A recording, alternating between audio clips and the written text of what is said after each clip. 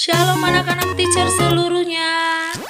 Nah, hari ini kita belajar tema 8, subtema 3, usaha pelestarian lingkungan, pembelajaran 5. Nah, anak-anak teacher, ada 3 muatan yang akan kita pelajari hari ini.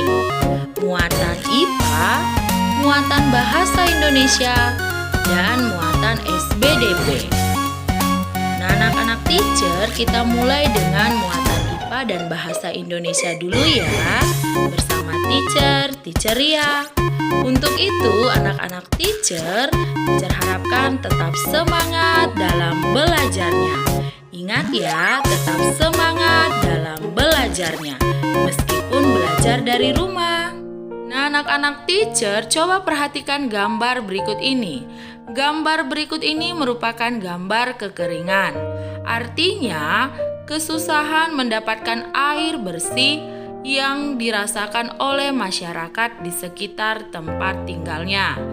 Nah, sedangkan gambar berikut ini merupakan gambar pencemaran air, di mana air sudah tercemar oleh sampah yang telah dibuang oleh masyarakat di sekitar tempat tersebut.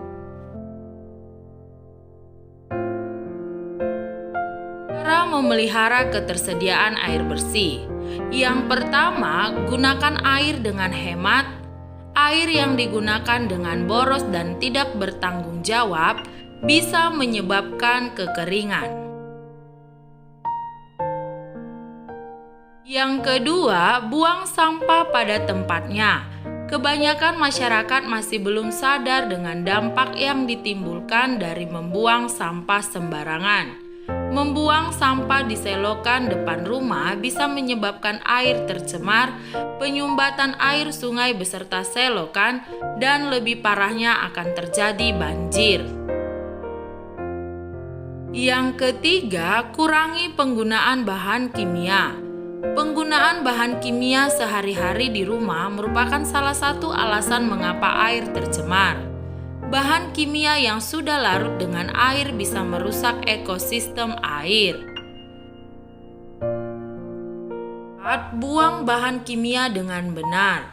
Selain berbahaya untuk kelestarian air, bahan kimia juga bisa merusak lapisan atmosfer. Membuang cat, oli, atau bahan kimia lainnya secara sembarangan ke selokan dan sungai bisa membuat air sekitar tercemar. 5. Daur ulang bahan bekas. Cara menjaga kelestarian air ternyata bisa dilakukan dengan cara mendaur ulang barang-barang di rumah yang sudah tak terpakai. Kebiasaan jelek kebanyakan orang adalah membuang barang bekas sembarangan. Padahal barang bekas seperti botol air bisa didaur ulang menjadi mainan anak atau tas yang unik jika kamu kreatif. Nah, anak-anak, perhatikan teks berikut ini. Suku Batak merupakan salah satu suku bangsa terbesar di Indonesia. Berdasarkan sensus dari Badan Pusat Statistik pada tahun 2010, nama ini merupakan sebuah tema kolektif untuk mengidentifikasikan beberapa suku bangsa yang bermukim dan berasal dari pantai barat dan pantai timur di Provinsi Sumatera Utara. Suku bangsa yang dikategorikan sebagai Batak adalah Angkola, Karo, Mandailing, Pakpak atau Dairi, Simalungun, dan Toba. Batak adalah rumpun suku-suku yang mendiami sebagian besar wilayah Sumatera Utara. Namun sering sekali orang menganggap penyebutan Batak hanya pada suku Toba, padahal Batak tidak hanya suku Toba.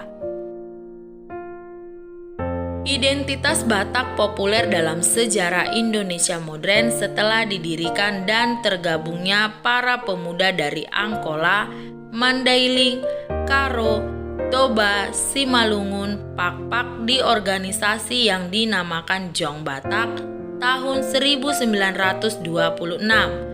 Tanpa membedakan agama dalam satu kesepahaman. Bahasa Batak kita begitu kaya akan puisi, pepatah, dan peribahasa yang mengandung satu dunia kebijaksanaan tersendiri. Bahasanya sama dari utara ke selatan, tetapi terbagi jelas dalam berbagai dialek.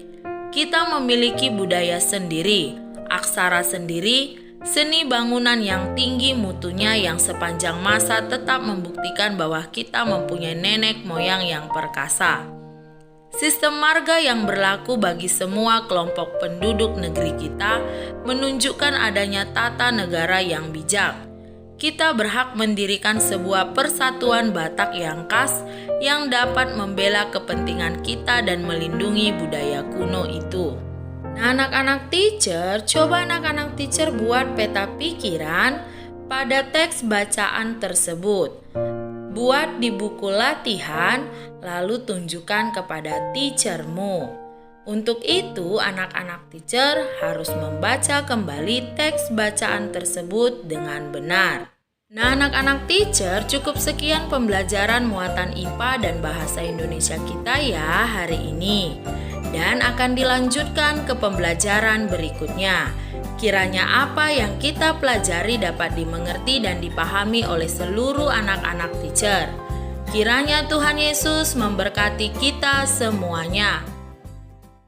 Selanjutnya yaitu muatan SBDP dengan materi membuat sketsa gambar cerita. Sebelum membuat gambar cerita, ada beberapa langkah yang harus kita perhatikan. Langkah pertama yaitu persiapkan alat dan bahan. Kita bisa menggunakan kuas atau cat air untuk menggambar dengan teknik basah. Sedangkan pensil warna, krayon, dan spidol dapat digunakan untuk menggambar dengan teknik kering.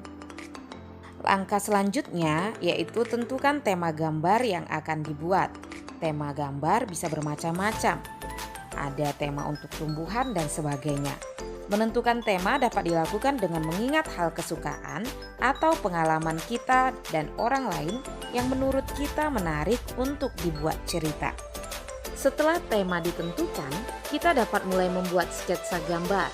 Buat sketsa menggunakan pensil agar dapat dihapus apabila salah.